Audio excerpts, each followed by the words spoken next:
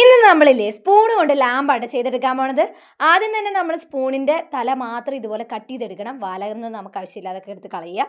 പിന്നെ ഇതുപോലെ ഒരു ചില്ല് ഗ്ലാസ് വേണം. പ്ലാസ്റ്റിക്കിൻ്റെ പാത്രമൊന്നും കുഴപ്പമൊന്നുമില്ല, പക്ഷെ ഞാൻ ചില്ല് ഗ്ലാസ്സാണ് എടുത്തത്. വീട്ടിൽ പോയിട്ട് അമ്മേൻ്റെ അടുത്ത് അടിയൊന്നും ഉണ്ടാക്കിയിട്ട് എടുക്കണ്ട കേട്ടോ. ഉപയോഗിക്കാണ്ട് വെച്ചിട്ടുണ്ടെങ്കിൽ അത് എടുത്തിട്ട് വന്നാൽ മതി. എന്നിട്ട് ഇതേപോലെ ആ സ്പൂൺ ഇങ്ങനെ നിരത്തി നിരത്തി ഒട്ടിച്ചെടുക്കണം.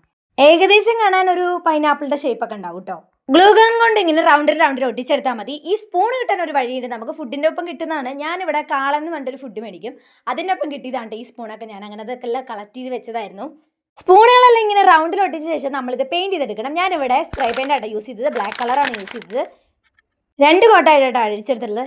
പക്ഷേ പെയിൻ്റൊക്കെ ചെയ്തെടുത്തു. പക്ഷേ ഒരു സംഭവം ഉണ്ടായി ഗൈസ്, നമുക്ക് സ്പൂണ് തികഞ്ഞില്ല.